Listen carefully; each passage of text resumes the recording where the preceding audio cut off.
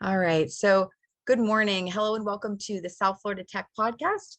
I am your host, Nikki Cabus, the CEO of the South Florida Tech Hub. And today we have an awesome guest, Meggie Soliman, who is a friend of mine as well. And I'm very happy that she can join us. Meggie Soliman has been in healthcare technology for over 15 years. She has a background in bioinformatics, big pharma, clinical research, and healthcare IT. She has her Master's of Science in Biomedical Informatics from the University of Medicine and Dentistry of New Jersey. Meggie also serves as the chair for our board at Tech Hub, our Health Tech and Life Science Task Force, as well as for the Palm Beach North Chamber of Commerce's Healthcare and Life Science Committee as well. Maggie has a passion for emerging technologies and pushing the industry forward. She loves the beach, meditation, empowering women, and learning about human behavior. So welcome, Meggie. Thank you. Good morning. Good morning. Good morning. I'm very excited to have you on. I'm It's so it's excited to it's be nicer here. when you have a friend on, somebody I can talk to easily, right? Yeah, it's going to be a great conversation. I love you and I love all the work that you're doing and the organization's doing. This is going to be Same, great. same, right back at you. So I know you, but just because I know a lot of people watching or listening for the first time may not know you. So can you tell us a little bit about who is Meggie? Just who are you in general? Sure. Well, first and foremost, I'm a mother, right? I'm a mother. I'm a wife. I'm a sister. I'm a community member.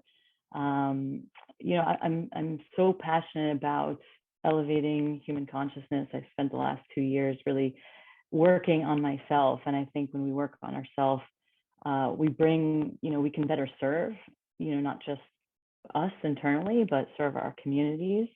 And I'm very passionate about tech. I've been in tech, as you mentioned, for 15 years.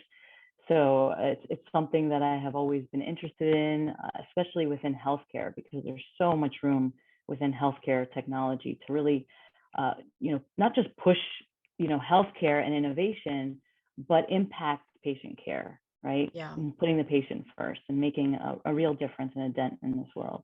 exactly. And I have to say, I love that you started out saying who you were by saying you were a mother, because I know for many people, male and female, but especially for women, I feel like we always have a tendency to lead with what we do for a living, and we kind of forget about being a mom and a wife and a sister and all those other things too. So I appreciated that you started with a mom, because as you know, I'm a mom too, and that's our most important job. So thank you for Oh leading with yes, that. it Yeah. took work to get there. Actually, I used to introduce myself by what I do, and then I had a moment where someone asked me, "No, who are you?" It's like, Yeah. wow, I got to think about that one. Yes. I don't know if I ever told you the story, but we had a peer group at Tech Hub where we started out by, you know, icebreaker. Everybody has to introduce yourself. But I said, you know what, I'm gonna change it up a little bit. And I'm gonna say, okay, you have to introduce yourself, but there's one rule. One string is you're not allowed to say what you do for work. I have to say a lot of people struggled. They were like, oh, wait, because they're so used to, hi, my name is blah, blah, blah, and I work at. And so a lot of people struggled to, figure out, oh my God, who am I without my job? But then by the end, as we went around, the boardroom, there's probably 20, 25 people in there. It was so cool because we had so many people that were, you know, I love, I don't know, mountain biking, and I'm a professional chef, or I love doing this as a hobby. And so you actually got to know people as people and the human versus just your title. So it was something I think we should probably all do more of and get to know Oh, each other as absolutely. humans. Yeah, Yeah. yeah. I mean, we're so used to, even when we meet someone new, we ask them what they do, and in the first few questions, not what do you like to do. Yeah, exactly. So it's a routine that we have to break out of. Exactly. Well, and especially, for women, a lot of it is, what do we do for work? And then what's the next question is, do you have kids? And so, and yes, both of you and I do, but a lot of conversations I had, with some of my friends as well, is like, that shouldn't define me, is like, no, I don't have kids. And there's one of them in particular I'm thinking of. She's a business owner and she's very vocal saying, and I don't want to, and that's okay. And I think a lot of times our job title and whether we're a mom or not is the things that define us. And there's so much more to us than those two things. Oh yeah, and I think that's a lot of that is around self-awareness, right? Hmm. To be present and to be this great master meditator that I follow. One of the things he taught me was to really be the watcher of your life, right? Mm, So to yeah. be present and to pause and to observe, not just the things that you feel, but the things that you do and your patterns. And I think when you start to do that, you can really understand who you are Yeah. now and who you want to be. So Yeah. it's just, being self-aware and being present, and falling in love with yourself, right? Having that Yeah. self-love. And now when someone asks you who you are, you're saying it with such great confidence Yeah. and power and authenticity. So And can you talk a little bit about that? Because I know that knowing you, that's something that you talk a lot about. But I don't even think I've ever asked you, like, was there some sort of light bulb moment, or what made you go, you know what? I need to start meditating. I need to start like spending time on myself. And I think that's something that a lot of people struggle with, is like loving themselves, getting to know themselves. I mean, I struggle with that. So like, was there some sort of like light bulb moment that happened? Like, how did you really get into that? so it's funny. I've always been a manifester, right? So I was raised that way. My mom always told me, I was only girl, right? Only girl. I have three brothers. Um, and in a culture where women aren't very, uh, I'm Middle Eastern, Egyptian, American, Mhm. very proud to be an American. But when you grow up in this culture, uh, you're trying to find yourself, right? And so one of the things my mom emphasized was you can do anything and you can be anything, um, as long as you can see it. And so I took that, and Yeah. that's something that I always applied in my life. And so I've found the ability to manifest. As long as you can see it, you can create it. But where meditation came in was, about 2 years ago. My mom always, when your parents tell you stuff, you're like, yeah, yeah, yeah, right? Yeah. So she Yeah. had introduced me to Dr. Joe Dispenza several years ago. And I was just like, oh yeah, it's one of those things. She's a life student, Yeah. my role model, to be honest.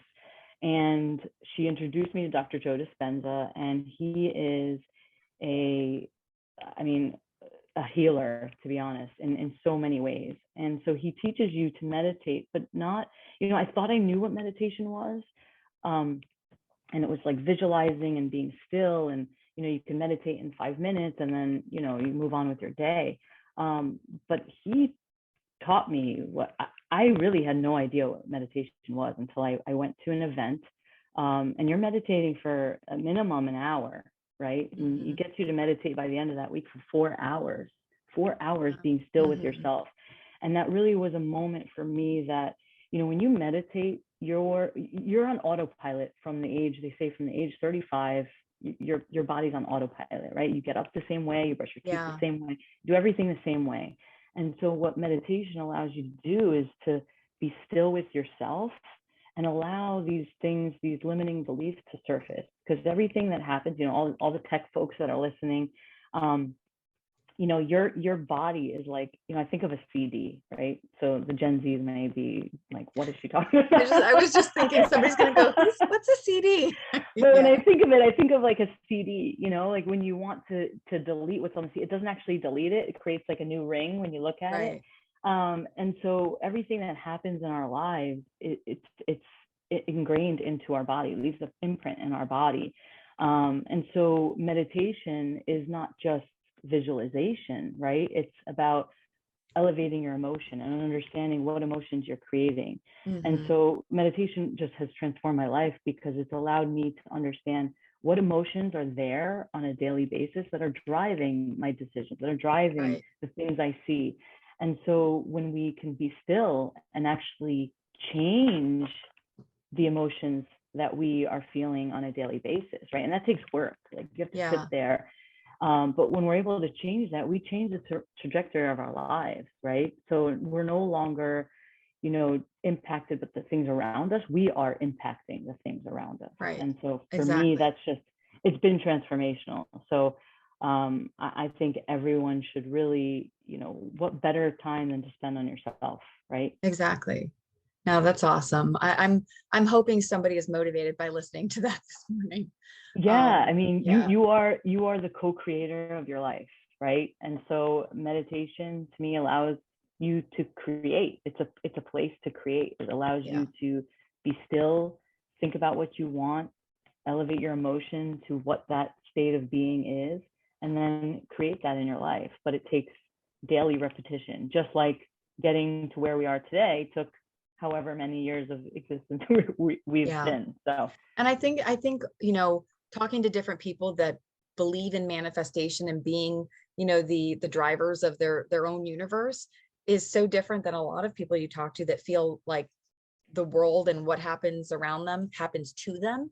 It's such a different mindset when you're talking to those folks, and you do feel more energized and motivated, and you feel like you have control of something. Because I think it's the big differentiator when I talk to the two different kind of sides of belief there, is that, at least for me, I love talking to people like yourself that feel like, no, I'm under control. I can make a difference. It's not just the world is happening to me and I have to just accept things, that you can actually make a difference. You can change the trajectory of your life. And it is a mindset.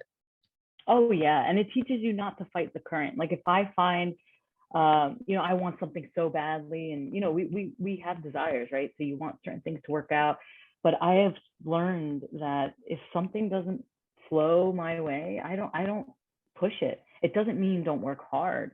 I just Right. don't push that resistance. I say, you know what? I think I'm trying to be pushed in a different direction, and let me welcome that and see Right. what direction that's in. And it's worked for me 100%. Right. Right. I think that you just made me think of the conversation you and I had a while ago, where I was saying a couple of years ago, where I literally just I was feeling stuck, and I felt like, okay, I can be doing more and I could be learning more and progressing. And I just didn't know what to do. That I told you my New Year's resolution thing, that I don't believe in New Year's resolutions, because we always go, I'm going to lose 5 pounds and not eat candy this year. And then 5 minutes later you eat candy and then you feel defeated and you give up. So I just came up with a theme for myself every year, and I do the same thing. And so a few years ago, I had done, say yes to everything. And I literally just, whether it made me feel uncomfortable, is something I never done before. A lot of times I do fight with imposter syndrome. Oh, I can't do that. Why is this person even asking me? And I just said, Nikki, you are going to say yes to everything that comes across your way, no matter how it makes you feel uncomfortable. That was definitely the year where I felt like I grew the largest. Because, like, to your point, is that I wasn't fighting this dream. I wasn't going, no, that's not for me, or I can't do that, or why is this happening to me? And I get stressed a lot of times, and we have anxiety and over these things that sometimes they're not even as big of a deal as we think. I think fear is like the biggest thing that stands in so many people's way of just being successful and learning and doing something new. It's the fear of, and half the time the fear is bigger than what's actually going to happen to you, But I think that's a good thing. I think when you have fear, that means you're stretching, right? You're mentally stretching. And Yeah. so it's funny that you say that, because I think around the same time I went through my own, I said to myself that I was going to do everything that made me uncomfortable. Yeah. Like if because you have this fear and you're like, no, but then I realized, I was like, if I don't get uncomfortable, I'm going to be the same Meggie 5 years from now, right? So I think fear is good. Like once if you feel that little butterfly in your stomach and, hesitation to do something, that's when you should do it the most, right? You should be like, no, I'm going to push past this, because now you've stretched yourself mentally, emotionally, spiritually. Exactly. So it's a good thing. Yeah, I agree. It's so random, but as you were saying that, when you said butterflies, I'm thinking it's almost like when you're in a new relationship and you feel butterflies and you love it, and that's a good feeling. But for some reason, we put that in the context of like other areas of our life. That feeling is scary, Yeah. but it's scary but good. It's excitement, Yeah. It's a good Yeah. thing. So I'm gonna switch the script a little bit. So um obviously I started out by giving you a little brief bio, right? And we were talking about you were saying, okay, last 15 years I've been in tech, but how did you tell us what you did before that? How did you get into doing what you are right now and being a part of the health tech community? So I was a pre-med major, and to be honest with you, I didn't think about technology at all. And I think it correlates to just young girls being exposed to tech, to be just very frank. But I was a pre-med student and I was a bio major, and someone had asked me in college, one of the professors, they said, how are you going to differentiate yourself from the thousands of people graduating with a biology degree? And I was like, oh, I have to do that. Yeah. Yeah. Like I didn't I was think like, that far oh, yet. I thought that there's like a roadmap, right? A roadmap to med school. And my sister-in-law, she was actually at Ramapo College of New Jersey, And at the time, it was a new undergraduate degree. Bioinformatics back then was only offered as a master's degree on the West Coast. It was nowhere on the East Coast. And so, and if it was, I believe it was still a master's. And so they brought it into Rainbow College as an undergrad degree. And I said, okay, well, so she introduced it to me. And the following year, I actually transferred. It was biology, married with technology. Literally, it was full bio courses and full computer science. And there was only 10 of us that graduated with that bioinformatics degree. And I would say probably less than a third were, women. But that's really what introduced me. And I realized I love the tech side. Like I really, it's so analytical, and I felt like I could do anything, because you can go into med if you want to go into med. Now you have this technology. It really teaches you that analytical side of thinking, problem solving, and you're also able to create. We had to create, solutions to clinical problems through our projects. And so that's really what made me fall in love with bioinformatics. And then I, interned with a big pharma company. That's how I got into the clinical space. And then I moved to South Florida thinking I would only be here. I had a 2-year plan. I said, it's so funny how everything just works out. I had a 2-year plan because everyone in the Northeast, I'm from New Jersey, said that, South Florida is for fun. Like, you don't have a career in South Florida. So you're like, they said, this is literally career suicide. So make sure you come back. So I was on the pharma side. I came down to do the clinical research side. And I am now here, I came in 2007. Wow. Yeah. We still have you. Yes. Still here. And now I'm like, wow, that was all, propaganda. Well, I mean, you said a couple important things too, is like, it's funny because I'm just thinking, like, you're saying career suicide. It's like, I think that is a common misconception. I think that thankfully over the last few years is really changing about South Florida, because I think so many people just think of us as a vacation state, a place to go for spring break. You have fun, you go back home. Like, you don't stay here. But I think that is really changing. I think the pandemic really helped us a lot, because, I tell people often, it's like, during the pandemic, even though it was so terrible, it's like the cruise line stopped, the hotels closed, everything. I mean, we didn't have that anymore. So being able to reinvent ourselves and allow people to see what was here, and that we do actually have a business and economy, and we've got a strong one. And there's a lot more to us than just the beaches and the sunshine and all those things, even though they're lovely. I think it's the hustle and bustle, like, culture that's up north. I do have to say, it took me a very long time to get used to the speed here. Get acclimated. The culture was just very, a lot more laid back, but it made me actually realize that doesn't mean that, moving fast paced and having no life other than summertime or when you're on vacation is the right way to live, right? We were just talking about this at the IT Expo. There was a panel there with a couple investors, and this is exactly what we're talking about, is that you have this, it's very different cultures up, in the Northeast, is that it's always go, go, go, go, and super professional all the time, and always work. And it's always work, work, work, and then life, but I think that here, yes, it's a totally different culture, but I think you get a lot more of your work-life balance. And I think is healthier, in the long run. But yes, it's not the same pace because of it. But that's not a bad thing. It teaches you to slow down and actually enjoy life.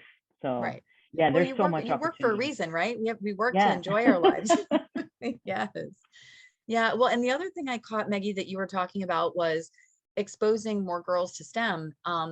I have to say, as that's something that I'm very passionate about as well. And I don't even know if I told you this, but with Code Palm Beach, like on our foundation side, we had partnered with Path to College. And for anybody that's listening that doesn't know what Path to College is, they're basically a nonprofit that works with high school students that are extremely smart, but they come from underserved communities. And unless they get a scholarship, they're probably not going to be able to afford to go to college.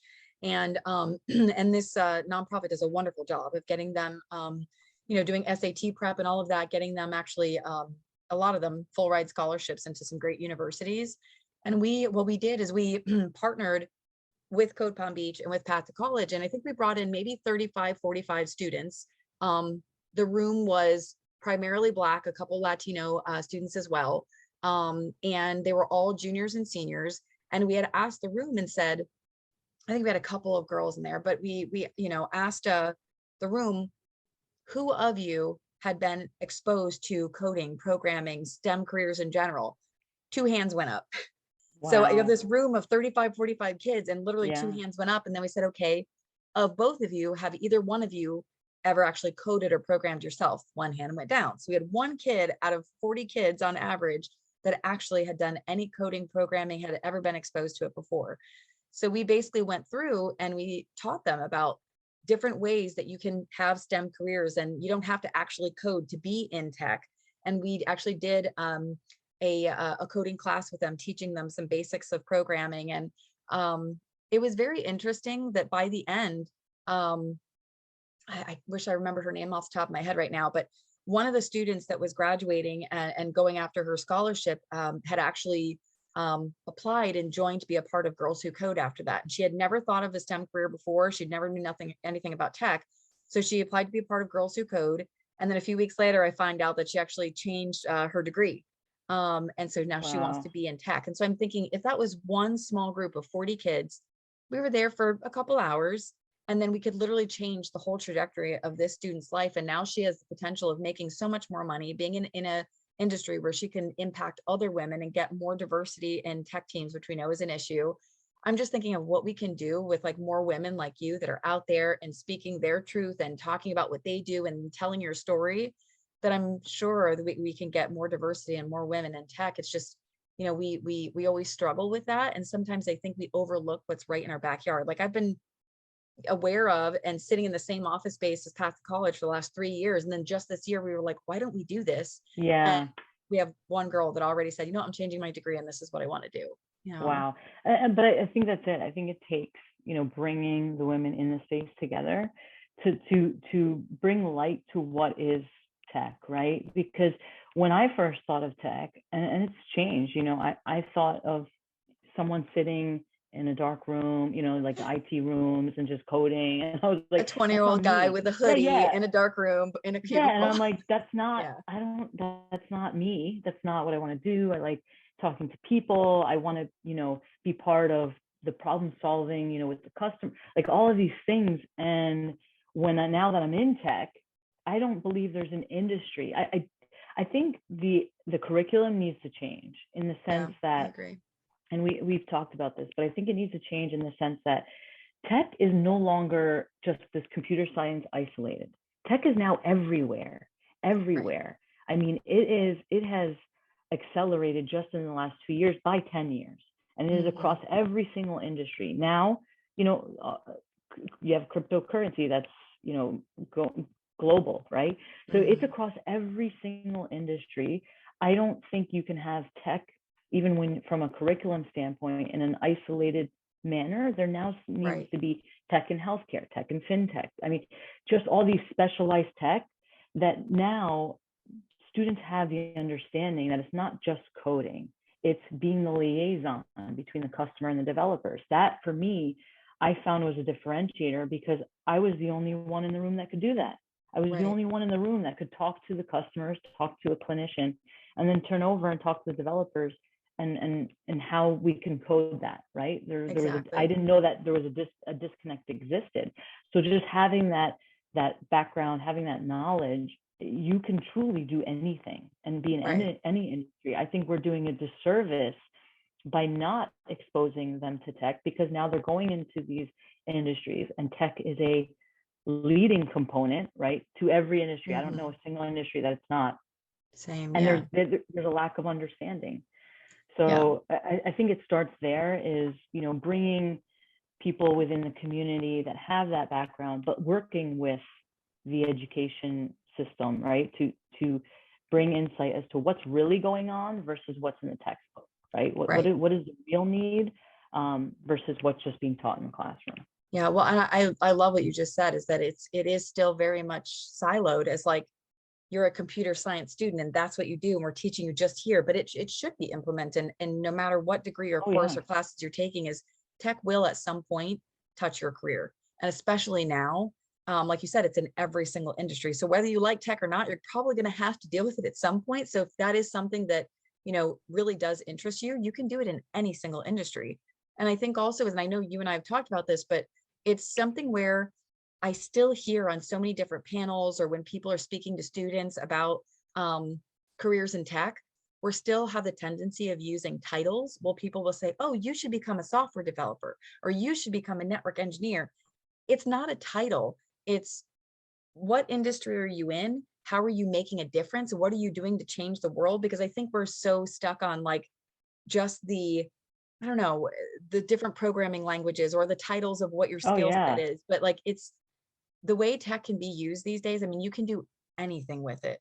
And I think that there's so much, because I think sometimes when people say technology, we immediately go towards computer science, or we immediately go towards software development. And so we get stuck thinking that that's what tech is, when like, I mean, you can look at, like you just mentioned, like cryptocurrency and blockchain and software development, and there's robotics, and there's, health tech with all the different equipment. And there's so much, Yeah, so many different the sides of first tech. thing I ask people around that is, tell me one thing you do that does not require your phone or does not require some level of technology. I mean, we are already living in such a tech influenced, metaverse, right? If we want to, but to You just took it there, demystifying Meggie. Yeah.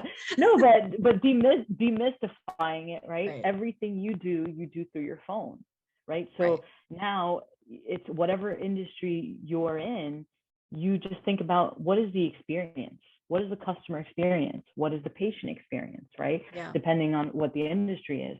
And now how can you provide them solutions that align with what they do every single day? That's Yeah. Technology will definitely be the catalyst to that answer. Yeah. I think this is the first time of the last few years where we've had literally 5 generations of people, all different ages, that are all in the workforce. And again, whether people like it or not, the younger generation, they're natives to technology. My kid, every time something breaks in the house, I go to my 10-year-old. Like, half the time I don't know how to fix it, but they're so used to it, and just a second nature that they just figure it out, and they're not scared. Like we were talking about fear earlier. I think with my generation and older, that a lot of times we're like, oh, I'm going to break it, or I'm going to do something wrong, or the kids don't care. They'll just get in and play and figure it out, and they don't care. They don't even think about breaking it. They just figure, okay, I'm going to break it. I'm going to fix it too. And that's how, when I talk to my kids, that's their mentality. And that's what's coming to the workplace. I think now we're going to have to be training leaders. Yeah, I think we're going to have to be training them more on communication skills, right. versus, because right. they're so in the technology that it's going to be a new set of, I wouldn't say problems, I would just say, learning and adaptability that we just have to be aware of how the generations are shifting, the way they learn, the way they communicate. So it's just exactly.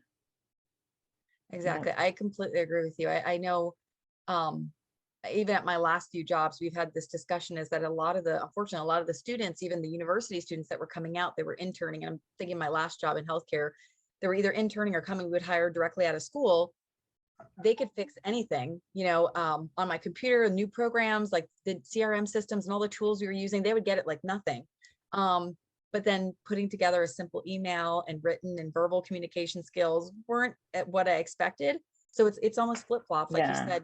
It's I think relearning without emojis skills. Yes, without emojis, or acronyms, where I'm going, what? I'm sorry, you have to tell me what this means. Yes. No, I know. My 3-year-old, he's 3.5. He's already asking me, like, can I have an iPad? I'm like, where did you even learn about an iPad? I didn't show you an iPad. I don't know if the kids in class, but I said, no, you have, your whole future is going to be full of technology. Becoming high tech too. Like I was talking to my daughter the other day. I didn't even realize in their classroom, she says, Mommy, we don't, because I know what it was. I said something about writing on the chalkboard. I said, do you have to ever go up and write on the chalkboard in class? And she goes, chalkboard? And I'm like, yeah, we have chalk on a big dark board. And, and she's like, Mommy, we don't have chalkboards. She goes, everything's touchscreen. I was like, oh, sorry. So everything is touchscreen. Everything is like smart in the classroom. And I didn't even, I'm still thinking, Back in my day, We're we had chalkboards. we're So dating ourselves, Nikki. We I can't do know. that. Well, we thought it was cool when we had a dry erase board. That was like the new thing. I'm like, now we have Oh touch gosh. screen. I'm like, all right. Yeah. Oh my God, so funny. So you said something. We were talking about the metaverse. I know that that is a um something that you are really interested in as well. I know you don't do it for a day-to-day job, but like, Yeah. can you talk a little bit about that interest that you have in the metaverse and blockchain? And I know that's something that you're really high up on as well.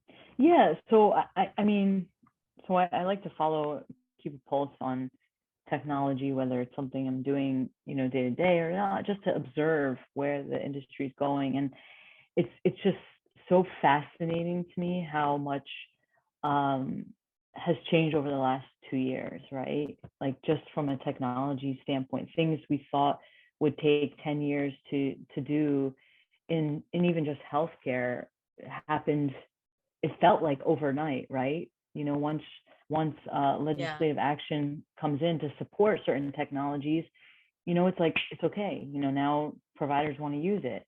But blockchain, I think, you know, we're in a very interesting time, and I ask everyone just take a step back. I don't think any of us have ever experienced in our lifetime a technology that has impacted every single industry globally. Mm-hmm. Like when you think about that, right? So you have blockchain, but it's impacting every industry. It's Right. not just a healthcare thing. It's you have cryptocurrency. It's already being used by food distribution globally, right? They have seen the value. And healthcare is always a lagger, right? You want to observe and see what's happening. There's great healthcare companies, startups that are doing amazing things using blockchain. But I have mixed feelings, right? So I may ruffle some feathers, but I I I think it's a good thing if it's fully decentralized, right? Right. So people automatically assume that blockchain means fully decentralized. Well, you can have centralized blockchain using that infrastructure, but I don't think that is a good thing because I think Mm-hmm. it is now a chain, right? You're going to be, yeah, it's full transparency. You're now bound, and now can you imagine a single entity having that full control? So I think it's important for us to really understand when we're learning about these technologies. Does decentralized blockchain, matter to me? Does it affect my industry? Would it add Mm-hmm. value? It needs to add value, and that's I think it adds value in the level of security, the level of transparency, the level of interoperability that we just Mm-hmm. don't have today. Yeah. And I think that regarding the metaverse, where I worry about that is really the younger generation living in they're already doing it, right? They live in a virtual world with their games. I mean, if you look at adults at a gathering, they're all sitting scrolling through their phone. So Yeah. it's just, to me, that's the part that I worry, being a mother, like, do I, my son's not going to grow up in a world where where he has like all of his senses are being utilized and that Yeah. full experience. And that's where it's going to go, right? You're going to be And in this I virtual completely world. understand that. Maybe it is the mother instinct speaking to both of us, because Yeah. I think there's endless possibilities and there's so many cool things that we can do, but it's also a little scary to think that we already have small pieces of this that we kind of, have. And you do see that where people get stuck in it and they're not actually living their lives and out. And so that piece does worry me a little bit as well. Yeah. Because But I it's think, hard to disconnect from technology when we need to, because as much as tech is cool, we still have to, get out and live our lives and be in nature and go hiking and do these fun things and not just be stuck, behind our oh, yeah. computers or in our phones or yeah. But why I think it's important for everyone that's in the technology space to explore it today, and that's why I talk about it openly, is because now is the time where regulations will be put around Yeah. this technology. So if This is so you want to new. have a say and you want to have an impact on the direction this is going, now is the time, not Right. after it's regulated and now you're forced to go down a path and you're saying, how did I get here? Right? So now is the time for people to wake up and look at, okay, how would this affect me? How could this benefit the industry that I'm in, and how could it add the most value to the customer or to the patient, right? Right. And now you can be part of influencing that change, and I'm all for that. I mean, we need to have more people, influencing this change versus in a positive way, versus now being, impacted and the side effect of whatever change is put in place, right? By Right. regulators that may not have that firsthand experience in each of the industries. So Yeah. yeah, definitely if you're in tech, and if you're not a believer and you think it's all, just read about it, explore a company that is already doing it in your industry or applying it in your industry, and look at how are they adding value, how is Right. it benefiting them. Don't just close your eyes and turn your way thinking it's not going to go anywhere, because it's here and it's I was not gonna say going there's a few anywhere. times in history I think that people that haven't believed in a certain technology have been proven Yeah, wrong. So I just use history as a reason to look now and say yeah, maybe I should look at this. Yeah. it's not going anywhere, and I say that with certainty. And I just say that you have the opportunity to choose how much you want to dictate Yeah. that. Yeah. I am curious, Meggie, your thoughts on because I've heard people on different panels and through different discussions bringing up uh the accessibility factor, when it comes to like blockchain and Web3. And you know a lot of people are saying, okay, well, it's decentralized, anybody can get involved, like anybody can be a part of this, like you were saying, now is the time, it's early. But I know with a lot of like NFTs and a lot of these new things that are coming out, it's, if you don't already have money, it's a hard place to kind of get involved in, like, and so I can see both sides of the argument. But I'm just curious what your view is about like women and both, like the underserved community and stuff being able to get involved and get early. Because I in some instances I see that, but for me personally, I also feel like there's still a lot of barriers and that they may be left behind as well. Well, I think there's a lot of free resources that people may not be aware of, right? So you have Ethereum Foundation. There's a lot of open source, technologies that, at least from when I think of, these developers that are still entry and learning, they can learn this so quickly, right? I Mm-hmm. think the issue with the accessibility factor is that there's not a lot. It's not. I mean, I'm not aware of it being in the curriculum yet. So Mm-hmm. it's really what you can access, and Yeah. YouTube, I know, can be, good or bad, Yeah. but there's free coding bootcamp on there that's teaching Yeah. people how to code in blockchain. So Well, I there's think too, you just made me think because you were saying not in the curriculum yet. And that's one thing that I think, as much as higher education is so needed and it's great, but in technology the boot camps are really coming forward. And I'll give a little plug for Todd and Boca Code right now, because I'm pretty sure that they just implemented a Web3 course. I know they either just did or about to. So it's like that's one thing that the boot camps I think can step up and fill some of those gaps, because the boot camps, as long as they get certified, they have an instructor that is knowledgeable on it, they can start teaching it and implementing it right away. So I know there's some boot camps that are doing this right now. And I think we need to be teaching it as a technology, not as, NFT is something that you can create using the technology. Right. So a lot of people, when they think of Web3, they're thinking about JPEGs. Like, Right. unfortunately, that's what they're thinking about. And so it's very You hard have for more of them the to creators, relate not the to. technologists. Yes, Right. absolutely. And so when they understand that this is a base technology that you need to learn, there's resources that now it's just learning any other coding language, right? Like, how did Mm-hmm. you evolve and start learning Angular and all that from C++ to get to where you are now? Yeah. I mean, so we need to talk about the technology aspect. And there's a lot of free resources. So I would suggest to anyone that, may not be in a place or believe that they have to be, have a certain level of finances to be able to access these resources. There's free resources online to just start understanding the technology and learning about it. And now you will become the unicorn that everyone's looking for, because there's not a lot Exactly. of local, yeah, there's not a lot of local developers that understand this technology. Everyone that I've talked to so far, they're outsourcing and getting developers abroad because they've already seen the value. They're ahead of us. Yeah. Yeah. So yeah, Yeah. And become I that think, unicorn. and I think also, what we were talking about earlier, with technology kind of being siloed to these certain areas, I'm already seeing that happen a lot with like Web3 and especially NFTs. You just mentioned, like JPEGs, like, because NFT is it's used in different mediums. Like, yes, it can be art, but NFTs is also in the music industry. NFTs can be in fintech. I mean, there's so many different ways. So I do see it. I'm a little worried about, I'm hoping it doesn't stick this way, but is that when people say NFTs, they literally start thinking the digital art, and that NFTs, again, just like technology in general, there's so many ways that it can be used. And I'm hoping that Absolutely. we don't get stuck in these silos of thinking that it's one or the other.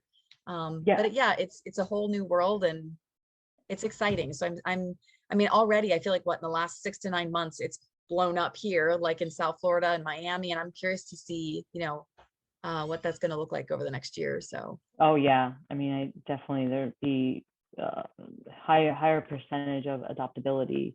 I think locally, globally, it's already happening. I mean, just look at what's happening in other countries. We're just trailing behind. So basically, I was thinking, Maggie, the only other thing I did have a question about here for you was, and typically we do end the podcast with like a little rapid fire of just a few questions just to get to know you a little bit better.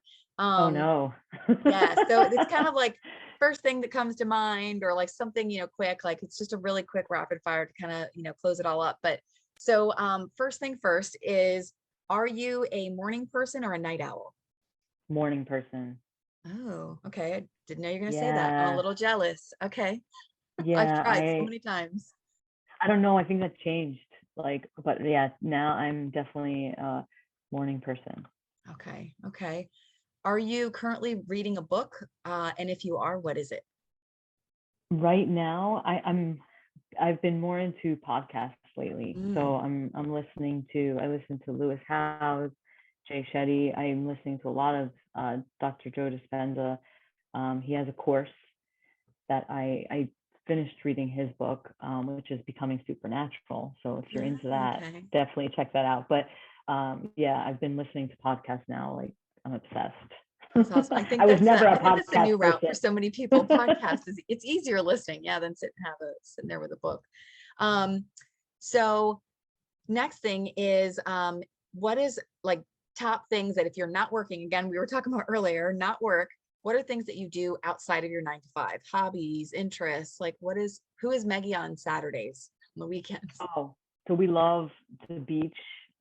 Really, I'm going through this phase. My son's 3.5, so I'm reliving experiences with him. We go to Lion Country Safari, and just Oh seeing yeah. him go through those things for the first time, it's just such an amazing experience just watching him. And so, we love doing things outdoors, spending a lot of time with family. We're both, my husband and I, we're both very family oriented. So we do a lot of family That's gatherings. wonderful. Yeah. Yeah.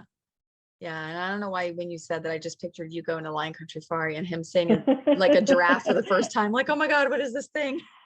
Oh Yes. yeah, yeah. He's just like, but now he tells me he saw a lion. Oh, I saw a lion today at school. I'm like, really? Okay. That Yeah. imagination's Their going. imaginations run wild. Yeah. So last thing is, being a woman, being a leader in technology, and now even more, which I'm proud of you for, is becoming a community leader in tech and being more, visible and out there. What advice would you give, if you had I don't know, a high school girl sitting in front of you right now? What advice would you give her to say, as far as her future, or like if she's interested in tech, what would you tell her? Well, because it's such a male dominated industry, I think, I wish I had someone tell me this, right, about tech specifically, is just be authentic. Don't be what others expect you to be, right? Mm-hmm. Um, be brave, speak up for yourself, uh, be creative. Don't let anyone suppress who you are. I always say, like, shine, let your light come through. And those that, see you and appreciate you will elevate you. Yeah. Those that don't, it's the wrong place to be, right? So And I know Kelly Merbler says this all the time, but I was just thinking of her. I'm a firm believer about, if you're the smartest person in the room, leave that room. That's Yeah. something I've always, felt. And so if you're sitting around and you're the only one saying, seeing things in a certain way and have a bigger vision, you need to get out. So, to that little girl, just sky's the limit. You can be and do anything you want to do. As you're talking right now, Maggie, I'm literally hearing Rihanna in my head going, shine bright like a diamond. Yes. Yes. Don't be afraid to shine. Yes. Absolutely. Absolutely. It's so funny. My husband, I was getting dressed for an event, and he said to me, and I always try to wear a blazer or a suit. And he said, why are you wearing a suit? Like, why do you have to wear a suit?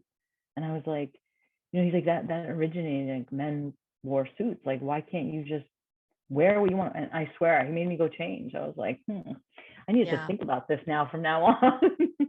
Yeah, and sometimes it's the people that around us that, for me, it happens a lot. I mean, you're one of them, that make you kind of rethink the way that you think and thinking, I don't know why I do that. Maybe I shouldn't. I know, last year when we had our gala, I wasn't really sure, because this is the first time I had a CEO role, and I'm not sure sometimes how I should come across or how people perceive me, or I'm still getting used to all that. And I remember asking my team, we were, primarily female teams. We were all talking about our dresses and what we're going to, how we're going to dress up. And I was really struggling with, okay, do I have to dress a certain way as a CEO, or how are people going to perceive me? And I showed them pictures of my two dresses, and I thought one of them looked a little too sexy, and they were like, Nikki, who cares? They told me the same thing, shine bright wherever, whatever you want, whatever makes you feel comfortable. And it's okay to be sexy once in a while. Like, you don't have to dim that just because now all of a sudden you have a new title. Like, that doesn't matter. So I wore that dress, and I was happy with my decision. Yeah, I mean, and you look amazing, right? You rocked it with confidence. You felt good. People felt your energy. People feel your energy, right? So if you're not comfortable, that's going to come across. When you feel good, it comes across in your delivery and everything that you do. But Reshma Sojani, the CEO of Girls Who Code, she said it. I saw her say a clip posted not so long ago. Someone sent it to me, and she said, women, girls, little girls, you're taught in the movies and the shows that you watch, be quiet, and just be polite and don't speak loud and all this. And boys are taught to be brave, right? They're superheroes and all. And it's like, why aren't we teaching girls to be brave? Exactly. And she said, that's all propaganda. And I agree 100%. And I say that, if any mothers are out there, like, let your little girl vocalize her opinion. Let her be brave. Let her be her authentic self, because that is going to carry her for the rest of her life. I agree 100%. 100%. Thank you so much, Maggie, for being here. I'm sure we could talk for a whole nother hour. Yes.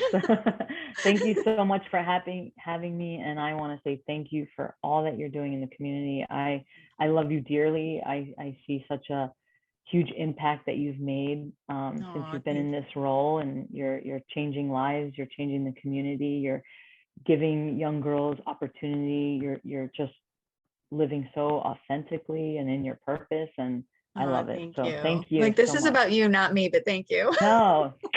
You're wonderful.